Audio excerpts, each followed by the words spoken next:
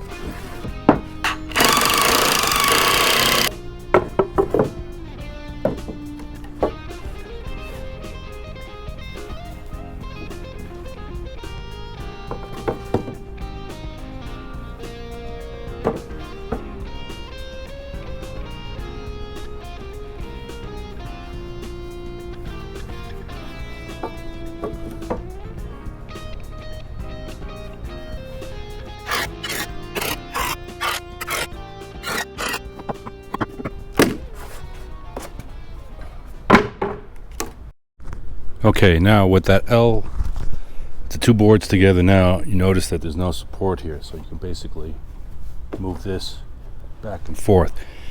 And the reason why I'm doing that is that instead of having to cut angle cuts and all that kind of stuff, I could just sit in the bench, look at the rake that I want.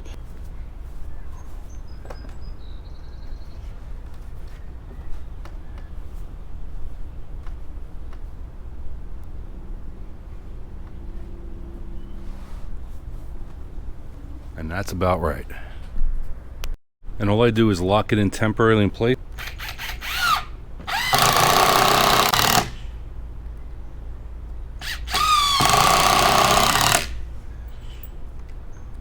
All we're doing is locking it in. All I've done is cut a pair of 2x6s for them. Those are going to serve as the legs. We're going to sandwich the legs between a 2x10, which is then going to lock in the back of the bench and also one of the legs. And then hear me out, I'm going to stagger these legs because of the deck that's going on. I want it to be on the actual boards and not in between a board. So that's the reason why I'm doing the way I'm doing. You can do it however you want it.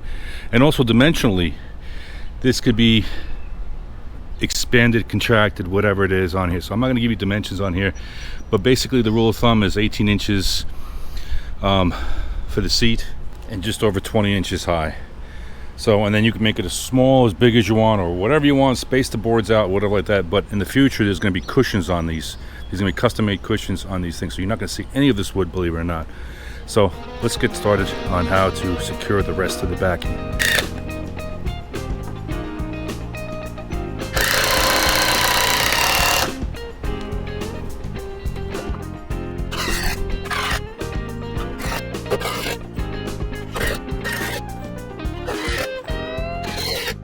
All right, let's take you for a tour real quick on the both benches I'm building for the deck, which are going to go over there after we clear everything out. Okay, very simple.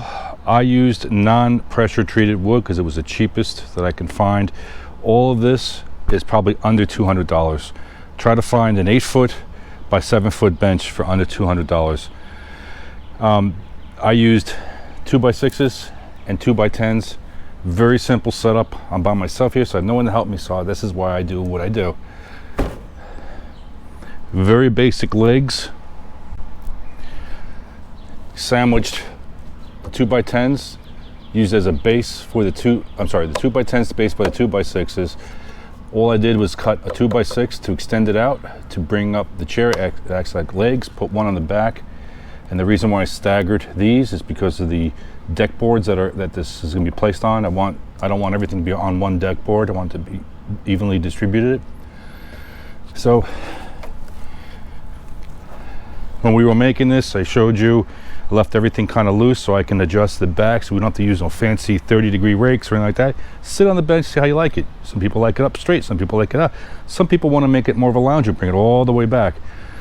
And how I locked everything into place, very simple. Look how sturdy that is. 2x10s sandwich the 2x6s, and they create a nice little brace there. It holds everything into place. You cannot move this. This is sturdy as can be. This will last for years. And then once we stain everything, it'll last even longer. Again, stain it, put custom cushions here so it's one continuous cushion, and it'll be a great summer piece. So for anybody that's looking to do this, this is probably $200, just the way you see it with screws. I use 3-inch Star Drive coated screws. They're easy to put in. They have a black phosphate coating, I think. Won't rust. It'll last a long time. And they hold stuff together really well, the way the pitch of the thread and all that kind of stuff. So that. Okay. Now for the next step. All right, since I'm going to be using cushions for this and I just want to seal the wood, cheap way to do it, just 80 grit paper. I'm using a mouse sander. It's usually the easiest thing because you can get into the corners. And all I'm doing is just going it over slightly, taking out all the little edges over here where people can catch, you know, like they can get a splinter on or whatever, but nothing too drastic. So let's go ahead.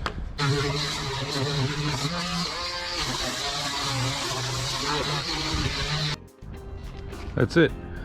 80 grit sandpaper. You can go to 100, 120. You can go crazy with this if you want to, but just for my purposes, this is going to do just fine. Let's get back to it.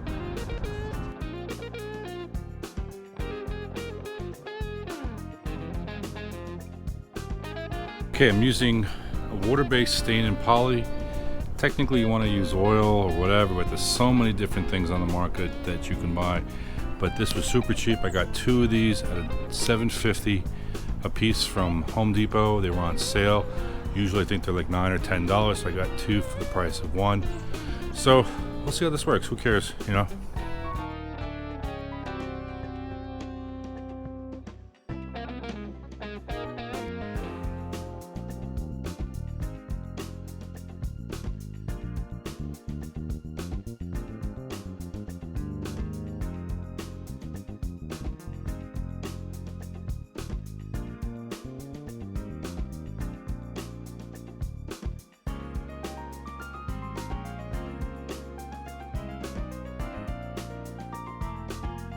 All right, this is the first phase. We are done with our cheap bench setup. Just to recap again, while the crow keeps on squawking for this video, we used 2x6s and 2x10s to make our bench, and we used a cheap water-based stained polyurethane to protect the wood since it's not a pressure treated wood. This should last years and years and years because they did both sides of the boards and everything. And also at the same time is that this is a super cheap way of doing this. This is an 8-foot bench, and this is a little bit less than an 8 foot to fit on the deck. So they're going to be catty cornered to each other. Hold on a minute. They're going to end up like this on the deck, or I might put a table over on the side here. But once we get up on the deck, I'll show you how everything is mounted. And also, you can leave the bench as is, but we're going to go the next step forward and we're going to add custom pillows. I'm going to show you how to build them in the next video, but not too bad. About a day and a half worth of work, and I'd say about 4 or 5 hours worth of work. So there you go, and about $200 in materials. So yeah, super easy. Hope this inspires somebody. And again, I am not a carpenter. These things aren't perfect, but it'll serve my purpose and it'll save you a ton of money on furniture for the outdoors. All right, hope you enjoyed. Have a nice day.